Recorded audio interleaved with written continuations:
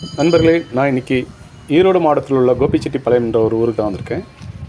இந்த ஊர் வந்து பார்த்திங்கன்னா ஈரோட்டிலேருந்து சுமார் ஒரு 40 கிலோமீட்டர் தொலைவில் அமைஞ்சிருக்கு. இங்கேருந்து பார்த்திங்கன்னா பல சினிமாக்கள் 90ஸ்லாம் எடுத்திருக்காங்க. அந்த படம்லாம் ரொம்ப ஃபேமஸான படமாகவே இருக்கும். பாரியூர் என்ற ஒரு கிராமத்தில் வந்து பார்த்திங்கன்னா சிவன் கோயில் இருக்குதுன்னு நான் கேள்விப்பட்டேன்.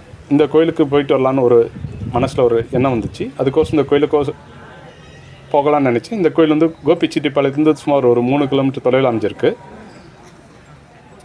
நான் இந்த கோயிலுக்கு வந்தேன். இந்த கோயிலில் வந்து பார்த்திங்கன்னா பளிங்கு கற்களால் கடவுள் சிலைகள் மிக அற்புதமாக அமைச்சிருந்தாங்க. அது மட்டும் இல்லாமல் கோயில் முழுக்க பளிங்கு கற்களாகவே கட்டியிருக்காங்க.